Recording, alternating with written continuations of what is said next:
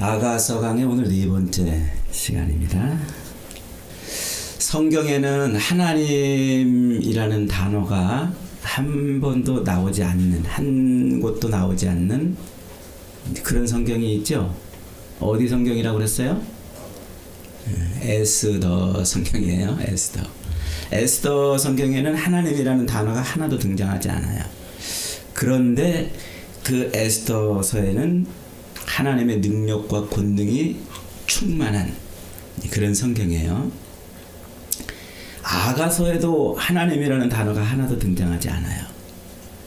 단 8장 6절에 가면 여호와의 불같이, 여호와라는 말이 한 번 등장할 뿐이에요. 그럼에도 불구하고 아가서는 하나님의 사랑으로 충만해요. 하나님의 사랑. 우리가 설명해낼 수 없는, 설명으로는 부족한 그 모든 하나님의 사랑을 가장 완벽하게 설명해주고 말해주고 있는 성경이 아가서라, 이렇게 말할 수가 있어요. 그래서 우리가 아가서를 잘 이해하면 그 하나님의 사랑의 그 충만함과, 그리고 하나님의 사랑의 그 깊이가 어느 정도인지, 그 넓이가 어느 정도인지, 그걸 우리가 깨달을 수가 있어요. 아가서를 잘 이해하면 하나님의 사랑이 이런 거구나, 이렇게 알 수가 있어요. 그래서 이 아가서는 상징과 은유로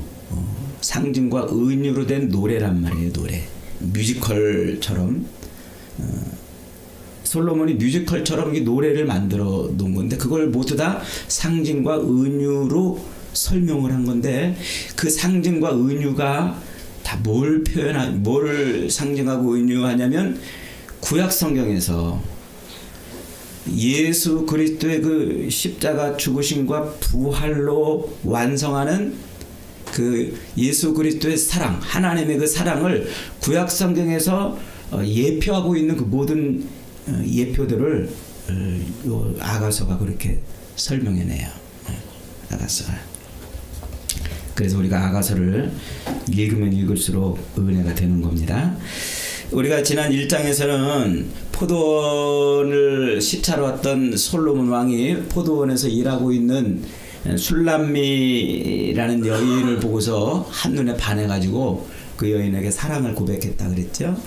그 사랑을 고백하면서 이제 대뜸 뽀뽀를 하러 달려들었단 말이에요. 키스하러 달려들었어요. 이게 그냥 인간적인 그런 사랑의 행위가 아니고, 요 지금 아가서가 대뜸 1장 1절 다시 봅니다. 솔로몬의 아가라 설명하고 그냥 내게 입맞추기를 원하니, 신랑이 신부에게 지금 입맞추려고 시도하는 그 장면을 그냥 느닷없이 이걸로 시작을 한단 말이에요. 아가서가. 왜 아가서가 입맞춤으로 시작을 하느냐? 왜? 이게 바로 시편 2편 12절의 예언을 성취하는 말씀이라고 그랬죠. 시편 2편은 예수 그리스도께서 십자가에 못 박혀 죽으실 것을 예표하는 성경이에요. 그래서 세상의 군왕들과 관원들과 세상의 힘과 권력이 똘똘 뭉쳐가지고 하나님을 대적하고 하나님의 기름 부음 받은 자를 대적한단 말이에요. 죽인단 말이에요. 그러면서 그 세상의 군왕들과 이 관원들이 뭐라고 그러냐면, 우리가 그 맨 것을 끊고 하나님에게서 이제 떨어져 나가겠다는 거예요. 하나님과 상관없는 삶을 살겠다는 거예요. 누구를 죽임으로? 하나님의 아들을 죽임으로 우리가 하나님에게서, 하나님과 상관없는 그런 우리의 삶을 살자, 이렇게 노래하는, 예언하는 예표시란 말이에요. 그래서 하나님이 아들을 십자가에 못 박는 그 장면을 보고 하늘에서 비웃었어요. 내가 너희를 진노하며 진노로 심판하리라. 그러면서 이제 그 하나님의 진노, 세상을 심판하시는 그 진노하심에서 벗어날 수 있는 방법을 소개해줘요. 그게 시편 2편 12절이에요. 그 12절에 보면, 그 아들에게 입맞추라. 그렇지 아니하면 진노하심으로 너희가 길에서 망하리라. 하나님의 진노에서 피할 방법이 뭐라고요? 하나님의 아들하고 입맞추는 거예요. 하나님의 아들하고 입맞춤. 그래야 하나님의 아들하고 입맞춰야 하나님의 진노를 피할 수 있는 거예요. 그래서 하나님의 아들이신 예수 그리스도께서 이 땅에 오셔서 이 입맞춤으로 자기의 사랑하는 신부인 성도들, 교회들에게 입맞춤으로 하나님의 진노를 피하게 하는 그런 일을 하신다고요. 그걸 지금 솔로몬이 노래로 예표하고 있는 거예요. 그래서 신랑이 신부한테 지금 입맞춤을 시도하는 그것으로 시작하는 거예요. 그러니까 이 노래 자체가 뭐라는 거예요? 그리스도의 그 십자가 죽으심과 부활로 완성해내는 그 그리스도의 사랑을 지금 표현하고 있는 거예요. 그래서 이 입맞춤, 아가서가 그래서 입맞춤으로 시작을 하는 거예요.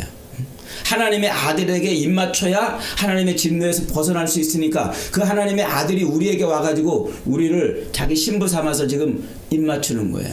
그 입맞춤이 뭐라고요? 그게 십자가 죽으심과 부활 사건이에요. 그래서 가룟 유다가 겟셋마네 동산에서 예수님을 팔아 넘기러 군대를 끌고 와가지고 예수님한테 뭐해요? 그 입맞춤하는 거예요. 그 예수님이 가룟 유다가 와가지고 예수님한테 와가지고 입맞춤으로 예수님을 십자가에 넘겨버린단 말이에요. 그래서 그 십자가 죽으심이 그게 우리를 살리시려고 하는 예수 그리스도의 입맞춤이란 말이에요. 그래서 아가서가 우리를 살리는 하나님의 진노에서 우리를 건지시려는 그 하나님의 아들에게 입맞춰라는 그 말씀을 성취하는 말씀이라고 지금 시작을 하는 거라 이렇게 설명을 해드렸죠. 자, 이제 그렇게 술람미 여인하고 포도밭에서 사랑을 주고받고 입맞춤으로 너는 내 신부야, 너는 내 사랑하는 여인이야 라는 확증, 혼인 고백을 하고 이제 그러고서 포도주를 따라주고 혼인 서약을 했다고 그랬어요. 그리고 이제 어떻게 한다고 그랬어요? 혼인집 같이 살 처소를 준비하러 가신다고 그랬잖아요. 그래서 솔로몬이 이제 떠나서 혼자 남아서 이 내 사랑이 언제 올라나 기다리고 있는데 동네 사람들은 야, 너 니네 신랑 올 것 같아?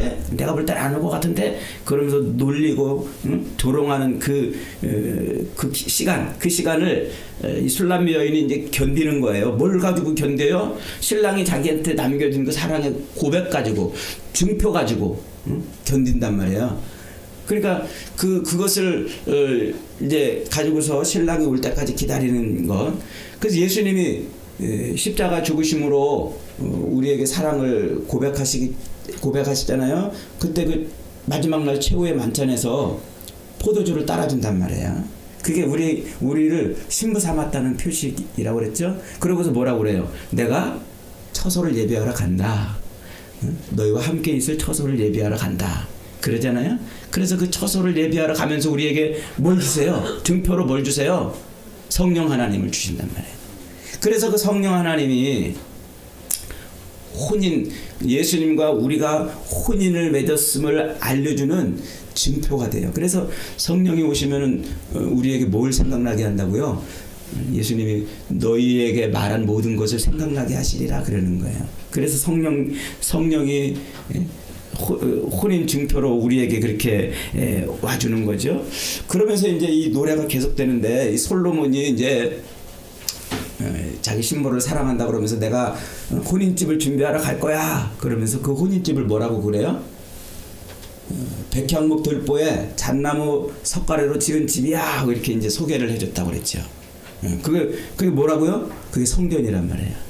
그러니까 예수님이 자기 사랑하는 신부인 성도들과 살 집은, 준비하는 집은 하늘의 성전이에요.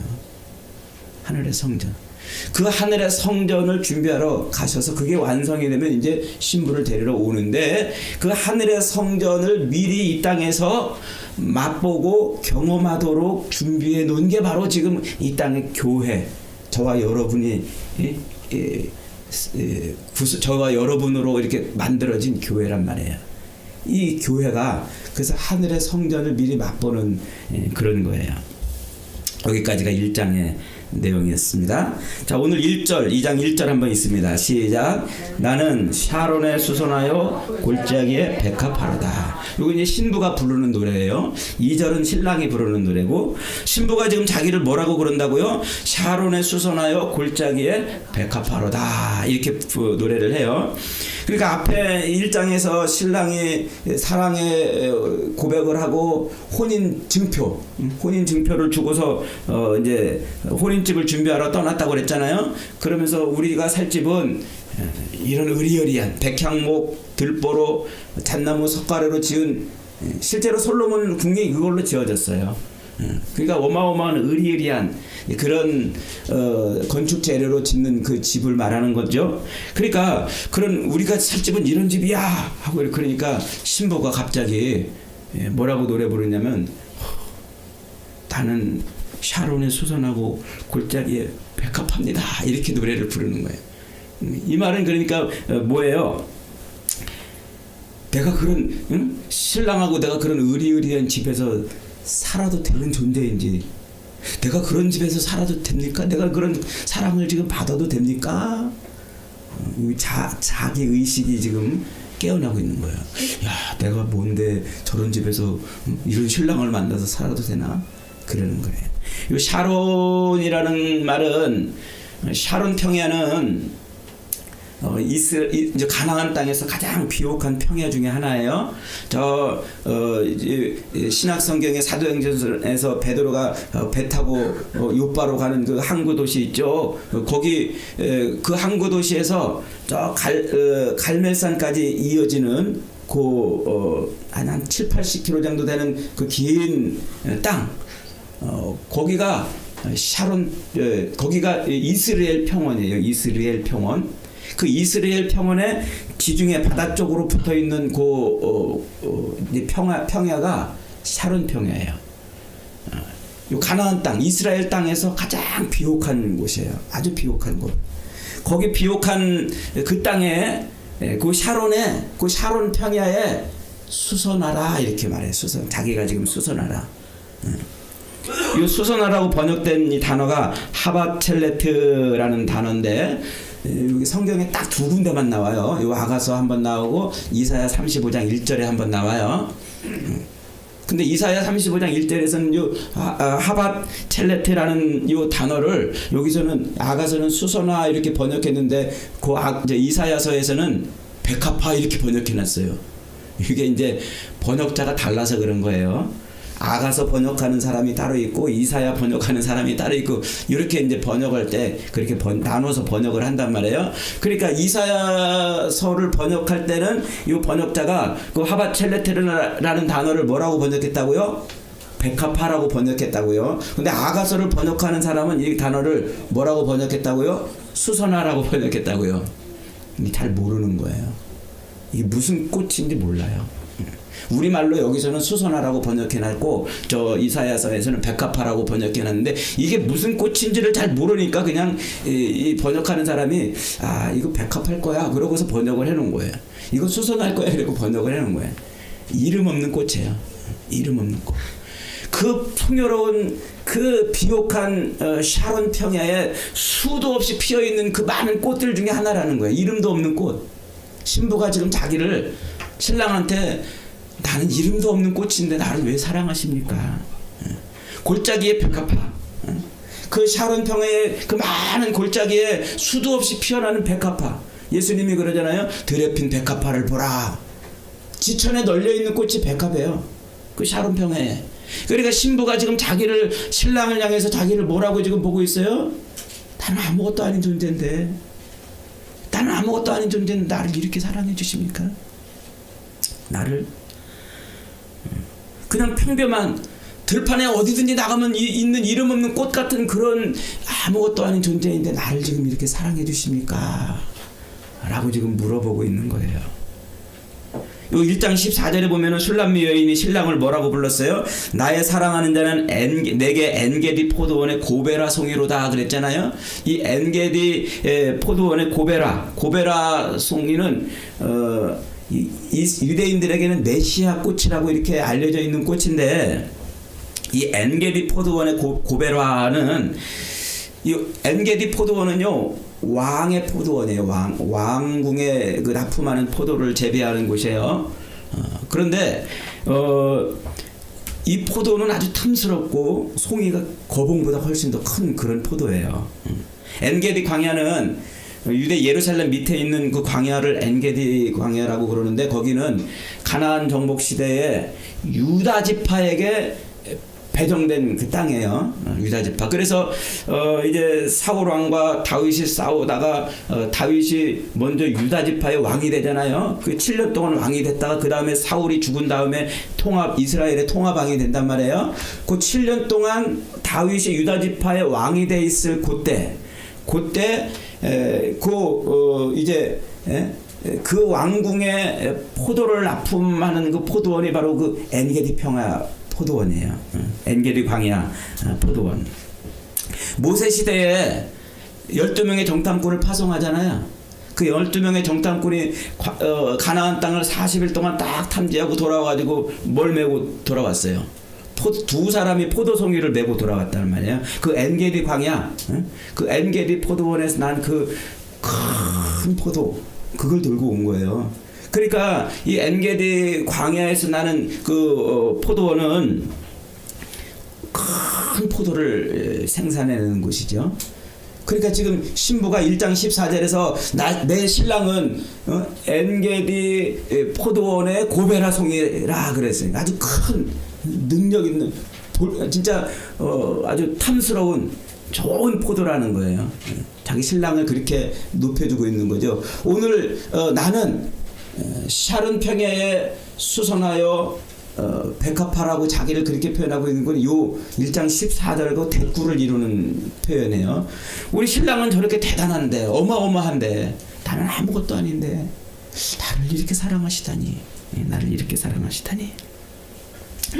혼인 언약을 마치고 신랑이 혼인집을 준비하러 가면서 술람미 여인에게 우리가 살 집은 백향목 기둥에 잣나무 석가래로 지은 집이야. 그러니까 술람미 여인이 나는 아무것도 아닌데, 나는 지를 자격이 없는데, 이렇게 보잘것없는 계달에 장목 같고 햇빛에 그을려서 까무잡잡한 그런 별 볼 일 없는, 하루하루 나가서 그저 먹고 살기 위해서 포도밭을 일구어야 되는 그런 존재인데 나를 이렇게 사랑해 주십니까? 그러는 거죠. 솔로몬 왕이 자기 신분과 지위와 체면을 버리고 포도원에 나가서 하루 먹고 하루 살기에 애쓰고 그 바쁘게 살고 겨우 그냥 하루 끙끙거리며 살아가는 그런 나를 왕이 신분과 체면을 버려가면서까지 이렇게 나를 사랑하십니까? 묻는 거예요. 여러분 물어보셨어요? 예수님께 여러분 물어보셨어요? 나를 왜 이렇게 사랑하시는지 물어보셨어요? 십자가에서 자기를 매달아 죽이실 만큼 나를 사랑하셨다고 그랬는데 왜 그렇게 나를 사랑하시는지 여러분 물어보셨어요? 주님, 나를 위해서 십자가에서 달려 죽으셨습니까? 왜 그러셨어요? 무엇 때문에 그렇게 그런 모든 것을 다 내던지고 나를 사랑하신 겁니까? 여러분, 신앙생활에서 이 지점을 우리가 물어보지 않으면요, 이걸 깨닫지 못하면 하나님의 사랑을 영원히 깨닫지 못해요. 예수께서 우리를 위해서 십자가에서 자기를 매달아 죽이시기까지 그 모든 것을 다 내던지고 우리를 사랑하신 그 사랑의 이유가 무엇인지를 알지 못하면 우리가 어떻게 주님을 사랑합니까? 예수님이 하나님이신 신분을 버리고 하늘 보좌를 버리고 십자가에 매달려 자기 목숨까지 버려가면서 나를 사랑하신 그 이유를 모르니까 우리가 예수를 믿는다고 하면서 그저 예수 앞에 나와서 비나이다 비나이다 그러는 거예요. 이방인들이 자기 신 앞에 나가서 비나이다 비나이다 잘 먹고 잘 살게 해달라고 하는 것처럼 하나님이 그 아들을 십자가에 못 박고 예수가 자기의 모든 것을 내던져서 우리를 사랑하신 그 사랑을 모르니까 이방인들이 자기 신 앞에 나가서 비나이다 하는 것처럼 우리도 그렇게 신앙생활 한단 말이에요. 그 십자가의 사랑의 깊이와 의미를 모르니까 신랑이 돈 좀 벌어다 주면 돈 쓰러 다니는 재미에 빠져 사는 여자처럼 세상을 그렇게 기웃거리며 사는 거예요. 예수님이 십자가에서 죽으실 만큼 왜 그렇게 나를 사랑하셨는지를 모르니까, 그 이유를 모르니까, 먹고 살기 힘들면 신랑을 뒤지게 욕하다가 사내 못 사내 찌덕거리는 그런 여자처럼 교회를 다니네 안 다니네 그러는 거예요. 여러분, 왜 예수님이 그 모든 것을 버려가면서 우리를 사랑하시는 걸까요? 여러분, 이걸 물어봐야 돼요. 이걸 묻고 주님 앞에 진실로 묻고 그 사랑이 뭔지를 알아야 우리는 비로소 진짜 사랑을 하는 신앙생활이 됩니다. 그런 은혜가 있기를 축복합니다. 아멘. 사도 요한은요, 요한 1서 4장 9절로 10절에서 이렇게 말해요. 하나님의 사랑이 우리에게 이렇게 나타난 데가 되었으니 하나님이 자기의 독생자를 세상에 보내심은 그로 말미암아 우리를 살리려 하심이라. 사랑은 여기 있으니 우리가 하나님을 사랑한 것이 아니요 하나님이 우리를 사랑하사 우리 죄를 속하기 위해서 화목제물로 그 아들을 보내셨습니다. 예수님이 이 땅에 오셔서 십자가에 매달리신 것은 하나님이 우리를 사랑하시는 사랑이래요. 내가 너를 사랑한다고 하나님이 그렇게 고백한 그 사랑의 그 고백이 뭘로 나타났다고요? 아들을 십자가에 죽이는 걸로 나타났다고요. 그걸 그 십자가의 그 사랑의 깊이와 넓이와 의미를 모르니까, 죽은 우리를 살리시려는 그 어마어마한 하나님의 사랑을 모르니까 우리는 이방인들과 비슷한 신앙생활을 하는 거예요. 기독교가 이방 종교랑 크게 다르지 않아요. 그저 자기 신 앞에 나가서 비나이다 이 땅에서 잘 먹고 잘 살게 해달라는 그걸 위해서 몸부림치는 그런 신앙과 똑같은 신앙생활을 하는 거예요. 여러분, 우리 기독교는요, 하나님의 사랑으로 내가 변화되는 거예요. 하나님의 사랑으로 충만해지는 거고요. 그걸 어려운 말로 성화, 거룩해진다고 그래요. 거룩해진다. 그래서 우리는 이 땅에서 그 사랑을 알아서 십자가에 아들을 매달아 죽이시면서까지 우리를 사랑하시는 그 놀라운 사랑을 깨달음으로 말미암아 거룩해져야 돼요. 성화되어야 된단 말이에요. 그런데 그 성화를 자꾸 우리는 뭐라고 생각하냐면, 도덕적으로 좀 남보다 조금 잘 살고, 도덕적으로 깨끗하게 살고, 거짓말 안 하고, 뭐 술 담배 안 하고, 나쁜 짓 안 하는, 죄 안 짓는 그런 삶을 사는 거라고 생각해요. 아니에요. 기독교는 그런 윤리적인 종교가 아니에요. 하나님을 닮아가는 거예요. 나를 비우고 하나님으로 나를 채우는 거예요. 그게 거룩이에요. 그게 구별된 거란 말이에요. 그게 세상에 있는 수많은 종교들을 다 착하게 살려고 애를 쓰잖아요. 조금 바르게 살려고, 욕 안 하고 살고, 거짓말 안 하고, 남을 해 안 끼치고, 그렇게 사는 게 그 종교의 목표예요. 그러나 우리는 그런 비슷한 거에서 조금 한 발 더 나가는 게 아니에요. 다른 거예요. 다른 거. 그걸 구별이라고 그러고, 그걸 거룩이라고 그런단 말이에요. 나를 비우고 하나님으로 나를 채워가는 거. 그게 신앙생활이에요. 주님이 다시 오실 때까지 우리가 이 땅에서 사는 것은 바로 거룩한 그 신부로서 자기를 준비하는 거예요. 하나님하고 완전한 하나된 삶을 살 수 있는 그런 존재로 우리를 만들어가는 거란 말이에요. 이 땅에서 조금 잘 먹고 조금 잘 사는 게 아니라, 조금 윤리적으로 도덕적으로 남보다 죄 안 짓고 사는 정도의 삶이 아니라 그리스도의 완벽한 신부가 되기 위해서 여기서 사는 거란 말이에요. 그리스도의 완벽한 신부. 신부 수업을, 신부 되기를 하고 있는 거예요. 저와 여러분의 삶이 그리스도의 완벽한 신부로 준비되는 삶이 되시기를 축복합니다. 아멘. 2절입니다. 신부가 자기를 나는 이런 아무것도 아닌 존재인데 왜 나를 사랑하십니까? 그러니까 신랑이 이제 화답하는 거예요. 2절에 시작. 여자들 중에 내 사랑은 가시나무 가운데 백합화 같도다. 맞다. 내 사랑 너는 백합화. 응? 백합화가 맞아. 이름도 없고 별 볼 일 없는 지천에 널려있는 그런 꽃 같은 존재인 거 안다. 내가 안다. 그러나 어디에 가시나무 가운데 백합화다. 가시나무는 성경에서 저주를 상징하죠. 저주 가운데 있는 거야. 저주 가운데. 고난과 저주 가운데 있는 그 꽃을 그 고난과 저주로부터 건지려고 우리를 사랑하신다는 거예요. 여러분, 저와 여러분은 이 땅에서 그리스도의 신부로 그 고난과 저주의 삶에서 우리를 건지시려고 그리스도께서 우리를 사랑하시는 줄 잊어버리지 마십시오. 여기서 조금 남들보다 무슨 선하게 살고 남들보다 좀 잘 살고 좀 가진 거 살고 내가 하고 싶은 거 살고 하는 그런 삶을 위해서가 아니라 이 저주의 삶에서 우리를 건지시는 거예요. 이 저주의 삶에서. 그런데 우리는 이 저주의 삶에 들어가서 여전히 그 삶에서 조금 잘 사는 것을 바라고 있어요. 조금 잘 사는 것을.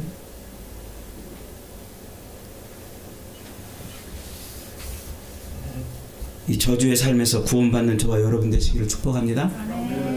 그러자 다시 신부가 이제 3절부터 노래하는 거예요. 남자들 중에 나의 사랑하는 자는 숲풀 가운데 사과나무 같구나. 내가 그 그늘에 앉아서 심히 기뻐하였고 그 열매는 내 입에 달았도다. 그가 나를 인도하여 잔치집에 들어갔으니 그 사랑은 내 위에 깃발이로다. 숲풀 가운데 사과나무라고 이제 그 신랑을 다시 이렇게 높여요. 신부가. 숲풀은 이제 벌집을 연상하는 그 빽빽한 숲을 말하는 거예요. 그러니까 나무들이 아주 빽빽하게 들어있는 그 숲 속에 있는 사과나무. 이거 뭐라고 표현할까요? 신부의 눈에는 내 신랑만 보이는 거야. 그렇게 나무들이 빽빽한 데서도 내 신랑만. 군계 일학이라고 그러나요? 그것만 보이는 거예요. 그것만. 신랑이 너무 존귀한 존재라는 거죠.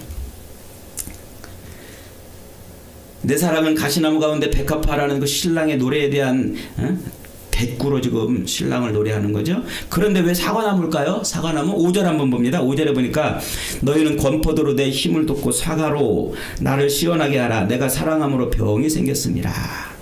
권포도로 내 힘을 도와라 그럴 때 거기서 말하는 그 권포도는 권포도 빵을 말하는 거예요. 권포도 빵. 우리말로 말하면 뭐 떡일까요? 권포도 떡.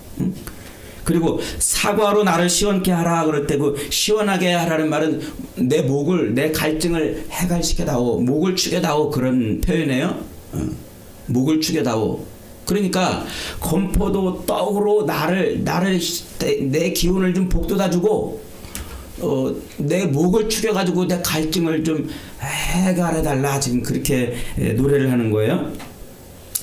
자, 그때고 요 사과로 내 목을 축여서 갈증을 해결해 주시오라고 노래하는 그 노래가 그 사과가 이 앞에 3절의 사과랑 똑같은 거예요. 사과나무 할 때 그 단어랑. 요게 우리말로 사과라고 번역을 했지만 사실 뭔지 몰라요. 정확히 이게 뭔지를 몰라요. 그런데 사과나무로 번역을 해놓으니까 여기 좀 아리까리 하잖아요. 그 5절에서는 그걸로 목을 축여달라고 그러는 거 보니까 아마 즙이 많은 어떤 과일이지 않겠나 이렇게 추측이 돼요. 그런데 가만히 보세요. 이 건포도 떡과 무엇인지 모르지만 목을 축이는 즙으로 나를 기운 차리게 하고 내 갈증을 해갈시켜 달라는 거예요. 여러분 떠오르는 장면이 없나요? 떡과 잔으로 우리 인생의 모든 갈증을 해갈시키시고 힘을 돋아주고 우리를 저주에서 건져내시는 그 그림이 떠오르시나요? 어디서 있었습니까? 그 예수님이 십자가 달리시기 전날 밤 나가의 다락방에서 나누신 마지막 성찬이에요. 떡을 떼어주면서 받아 먹어라. 너희를 위해서 찢는 내 몸이니라. 잔을 나눠주면서 받아 마시라. 너희를 위해서 흘리는 내 언약의 피니라.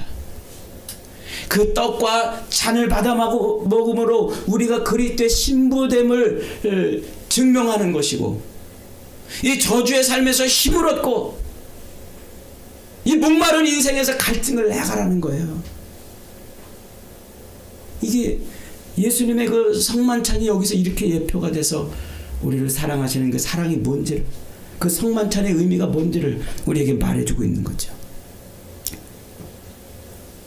포도주를 마신다는 건 뭐라고 그랬어요? 신랑이 포도주를 따라준다는 건 뭐라고 그랬어요? 너 내 신부다. 우리가 그 신랑의 포도주를 받아 마시는 것은 나는 주님의 사랑입니다.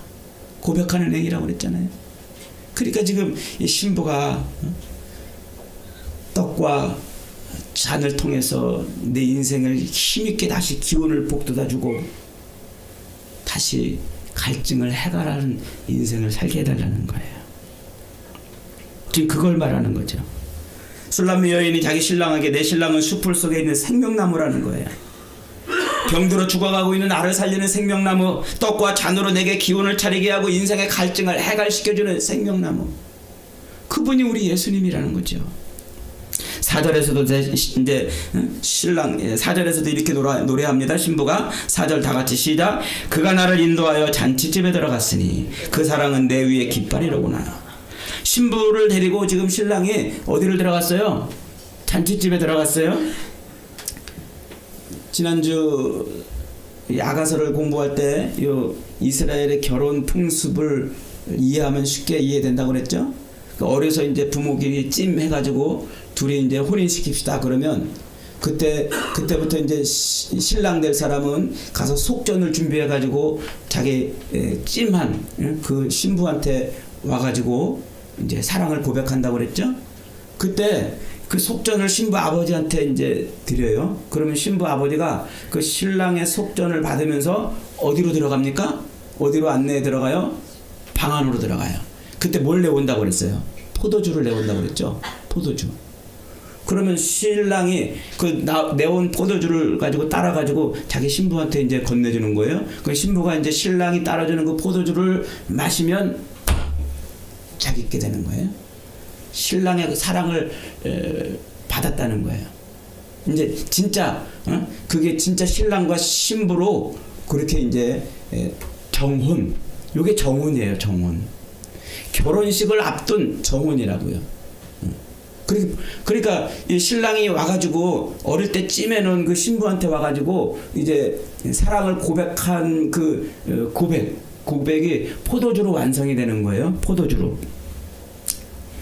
자, 그런데 그 정혼식이 치러지는 집, 지금 그 잔치집이라고 지금 말하죠. 그 잔치집으로 들어갔다 그러는데 그 정혼식이 치러지는 집을 잔치집이라고 표현하는데 이게 원어로 지금 뭐냐면 벳하얀. 그 잔치집을 뭐라고 부른다고요? 벳하얀. 벳이라는 말은 무슨 집, 하얀은 포도주. 베들레헴 할 때 그 베들레헴이 무슨 뜻이에요? 떡집이라는 뜻이에요. 베들레헴이. 그 벳이라는 말이 무슨 집이라는 거예요. 그러니까 벳하얀 이러니까 이게 무슨 의미예요? 직역을 하면 포도주 집이라는 뜻이에요. 그 포도주 집을 지금 우리말로 잔치집이라고 번역을 해놓은 거예요. 그러니까 이 벳하얀은 포도주 집이에요. 정혼식이 열리는, 내가 가서 내 사랑을 고백하면서 이 따라준 포도주를 주고 그걸 신부가 마시는 그 포도주 언약이 이루어지는 집을 벳하얀 포도주 집이라고 말하고 그게 정혼 잔치가 이루어지는 거예요. 그래서 잔치집이라고 번역을 해놓은 거예요. 잔치집. 그 정혼식이 이루어지는 그 잔치집에 들어가가지고 들어가서 뭐라고 지금 신부가 노래를 하고 있습니까? 그 사랑, 내 사랑은 그 포도주를 따라주면서 내가 너를 사랑해, 사랑해.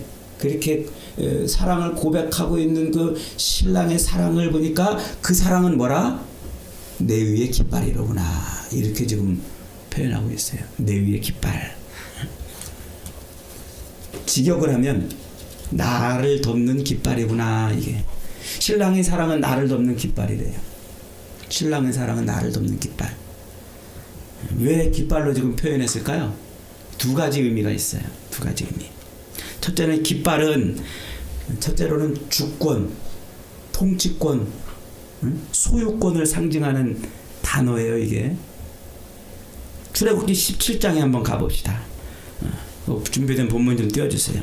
출애굽기 17장에 가면은요, 출애굽해가지고 이스라엘 백성들이 광야로 쏟아져 나오잖아요. 그렇게 쏟아져 나오니까 그 광야 행진을 하는 이스라엘 백성들 뒷꽁무니에 졸졸졸 쫓아다니면서 그 뒷꽁무니에 있는 이스라엘 백성들을 쳐가지고 막 물건을 약탈하는 족속이 있었어요. 그 아말렉 족속이에요. 이스라엘 광야 행진하는 뒷꽁무니에서 아말렉이 계속 이스라엘을 공격하고 이제 그러니까 어느 날 모세가 여호수아를 불러가지고 야 여호수아야 너 저 아말렉 가서 무찔러 버려. 내가 산꼭대기에 올라가서 나는 손 들고 기도할 테니까 너는 저 밑에 내려가서 거기 저들하고 싸워.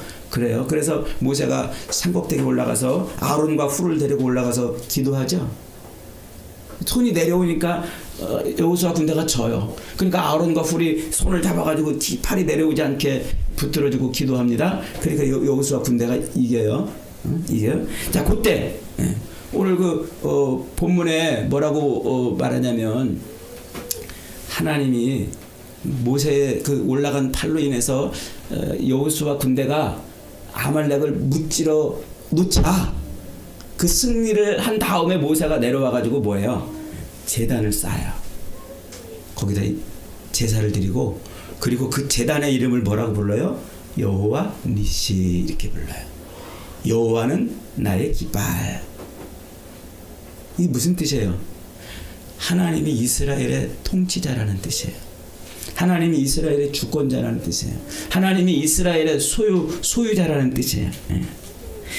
그래서 이제 하나님께서 이스라엘의 통치자가 돼가지고 대대로 아말렉과 싸우리라 이렇게 선언을 하신단 말이에요. 선언을. 지금 술람미 여인이 포도주를 건네며 자기에게 사랑을 고백하는 그 신랑의 사랑을 듣고 뭐라고 그런다고요? 야, 신랑의 사랑은 나를 덮는 깃발이구나. 내 주인이라는 거예요. 지금 신랑이 내 주인, 나의 통치자, 나의 주권자라고 지금 그렇게 고백하는 거죠. 여러분, 예수님이 여러분의 인생의 주인이라고 고백하셨어요? 예수 믿으면 그렇게 고백하잖아요. 우리 주님이 내 인생의 주인이십니다, 왕이십니다, 통치자십니다, 그렇게 고백을 하잖아요. 그 고백이란 말이에요. 근데 말만 고백해놓고 실제로는 내 인생의 주권을 내가 가지고 살잖아요. 주권을 이양해 드리세요. 주님께 넘겨드리세요. 주님이 여러분의 삶의 통치자이세요. 여러분의 삶의 주권을 여러분이 가지고 있으면서 내가 하고 싶은 대로, 내가 바라는 대로, 내가 원하는 대로 하나님 이것 좀 해주세요, 주님 저것 좀 해주세요 요구하는 게 아니라 주님 내가 주님을 위해서 뭘 해야 될까요? 주님이 나를 위해서 내가 주님을 위해서 무슨 일을 해야 됩니까? 주권을 넘겨드려야 돼요. 그게 진짜 신랑과 신부예요. 말로는 주님이 내 주인이라고 말해놓고 나의 통치자라고 말해놓고 주권을 내가 갖고 주님이 나를 위해서 살아주기를 바라는 그것은 기독교가 아니에요. 여러분 인생의 주인은 주님이신 줄 날마다 고백하시기를 바랍니다. 둘째로 이 깃발의 의미는 구원자라는 의미가 있어요. 하나는 주인이라는 의미가 있다고 그랬죠? 두 번째로는 구원자라는 의미가 있어요. 저기 앞에 그 룻기서에 가면은요, 나오미하고 룻이 이렇게 나오잖아요. 이 시어머니 나오미를 따라가지고 베들레헴에 며느리 룻이 왔어요. 아주 쫄딱 망한 시어머니를 따라서 이제 시어머니의 고향에 모압 여인이 온 거예요. 근데 와보니까 뭐 먹을 게 없잖아요. 그래가지고 이 룻이 어떻게 해요? 추수 때라 남의 밭에 가가지고 이삭 줍기 해가지고 그걸 모아다 그 쌀로 시어머니를 봉양한 거예요. 그러니까 이 나오미가 이 쌀이 어디서 났냐고 물어봐요. 야야야 며느리야 이 도대체 너 이 쌀을 어디서 구했냐. 그러니까 룻이 뭐라고 대답해요? 여차저차 이차저차 이만저만 해가지고 내가 보아스의 밭에 갔더니 거기서 이렇게 이삭을 마음껏 죽게 하디라. 그래서 내가 거기서 이삭 죽기를 해왔어요. 그 말을 딱 듣는 순간 나오미가 머릿속에 번쩍 스치는 생각이 있었어요. 보아스는 누구였어요? 요 나오미 집안의 먼 친척이에요. 먼 친척. 그리고 또 뭐가 탁 떠올랐어요? 이스라엘에는 수훈법이라는 게 있어요. 율법에 따르면요. 수훈법. 형이 결혼을 했는데 애가 없이 죽었어. 그러면 동생이 그 형수한테 들어가서 형의 자식을 낳아줘야 돼요. 그게 수훈법이야. 이스라엘은 땅을 지파별로 땅을 받잖아요. 가문별로 땅을 받는단 말이에요. 그러니까 자식이 없으면 그 땅이 어디로 넘어가잖아요. 그 땅을 유지시키기 위한 장치예요. 그게.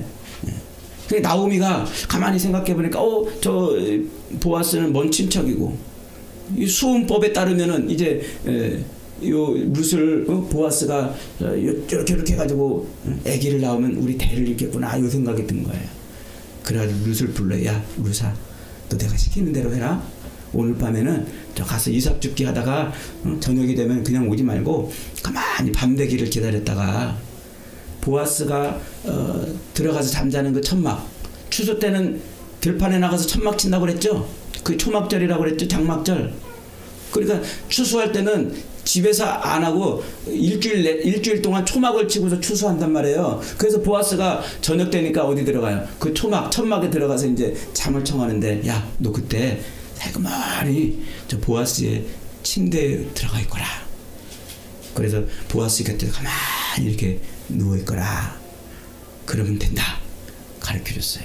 그러니까 룻이 이제 그 다음날 가가지고 이삭 죽기 하다가 저녁 때 몰래 그 보아스의 침대에 싹 숨어 들어가서 누워 있었어요. 자다가 보니까 웬 여인이 자기 옆에 누워 있는 거야. 룻이 깜짝 놀라가지고, 보아스가 깜짝 놀라가지고, 당신 누구요? 당신 누구요? 그 룻기서 3장 9절에서 한번 본문 좀 띄워보세요. 이렇게 말합니다. 3장 9절. 이르되 네가 누구냐 하니 대답하되 나는 당신의 여종 룻이오니 당신의 옷자락을 펴 당신의 여종을 덮으소서. 이는 당신이 기업 물을 자가 되님이다. 보아스에게 룻이 이렇게 말해요. 나는 당신의 여종 룻이오니 당신의 옷자락을 펴서 당신의 여종을 덮으소서. 야, 이 성경에서요 아주 멋있고 아름다운 말 많은데 저는 이 말이 정말 아름다운 말 같아요. 이 말이. 아직 결혼하지 않은 우리 여자 청년들, 남자들이 사랑합니다 이렇게 사랑을 고백하면은 우리 고백하고 청혼을 하면 멋쩍게 그냥 가만히 있지 마시고 나는 당신의 여종이오니 당신의 옷자락으로 나를 덮으소서. 이렇게 말해보세요. 이게 결혼해 주세요라는, 저하고 결혼해 주세요라는 그런 의미예요. 이게 히브리 말로 얼마나 멋있어요. 결혼해 주세요 이거보다 당신의 여종이오니 당신의 옷자락으로 나를 덮으소서. 멋있지 않습니까? 이 옷자락으로 나를 덮는다 이 말, 이게 나와 결혼해 주세요 이 말인데 나를 구원해 주세요 똑같은 말이에요. 나를 구원해 주세요. 이 옷자락이라는 말은 날개라는 말이거든. 날개.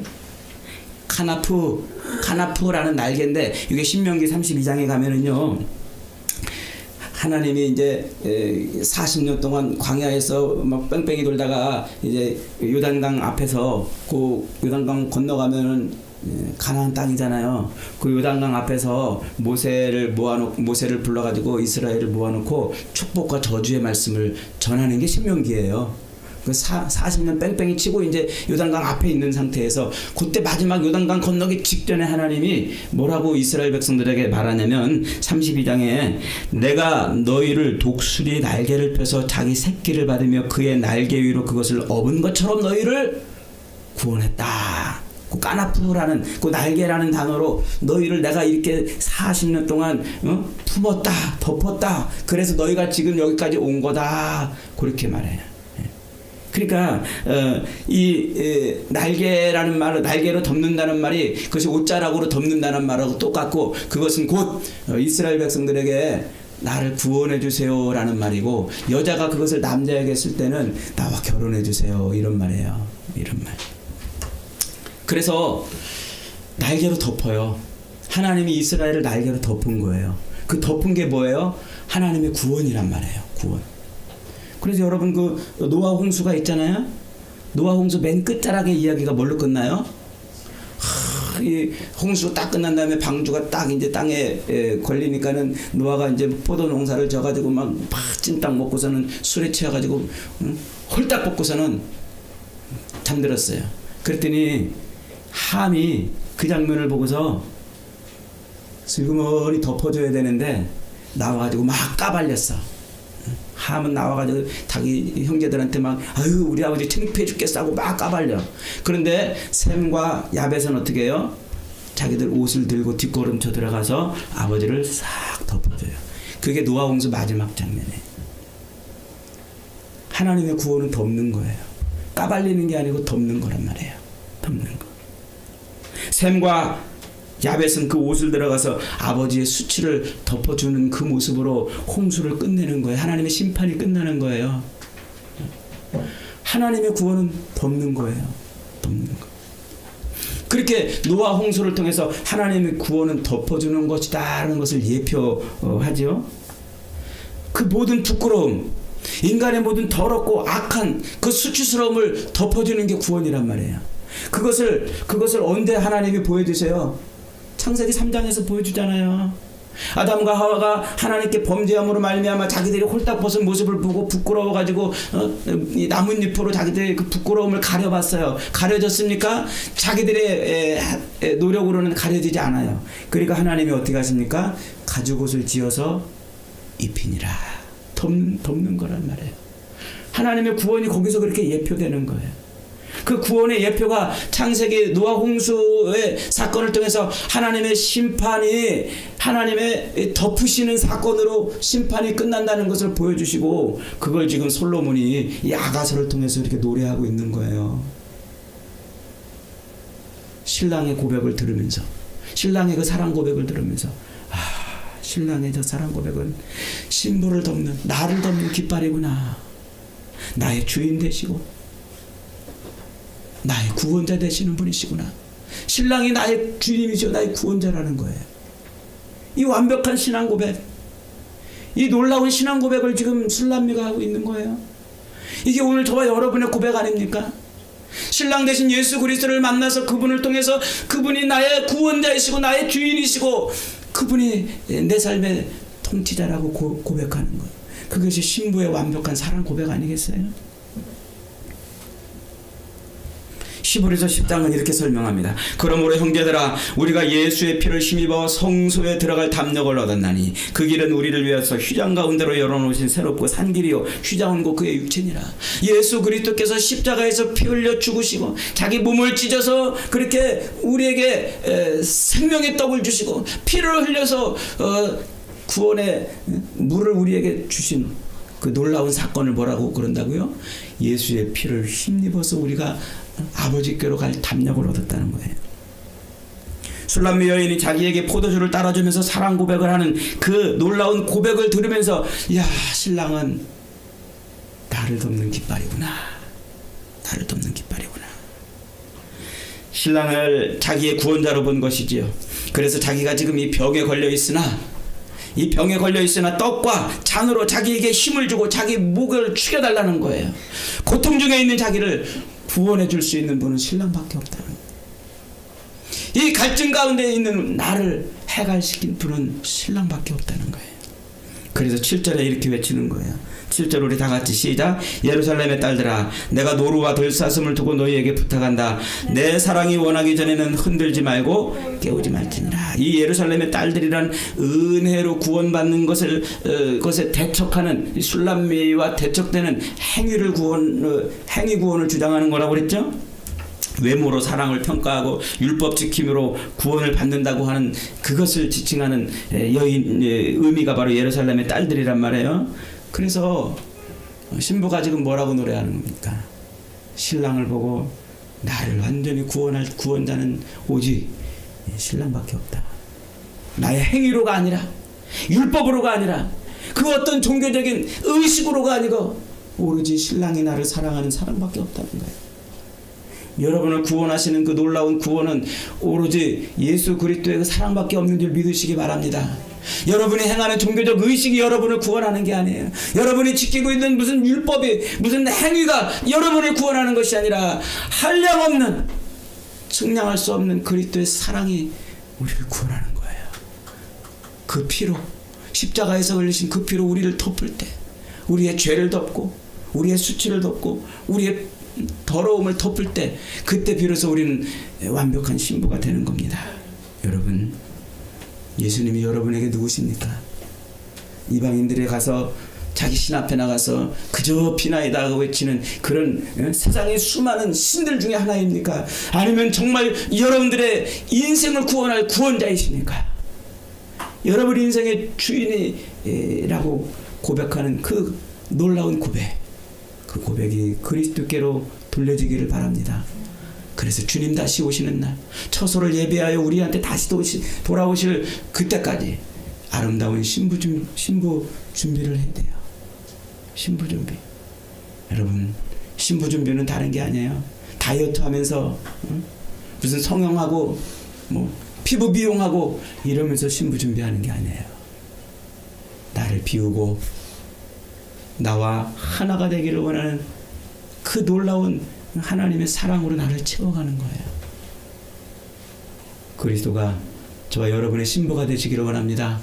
나의 주인이 되시고 나의 구원자가 되시는 그 놀라운 고백이 매일매일 이루어져서 이 가시나무 가운데서 우리를 구원하시는 은혜, 이 질병 가운데서 우리를 구원하시는 신랑의 놀라운 은혜를 날마다 체험하는 저와 여러분 되시기를 주님의 이름으로 축복합니다.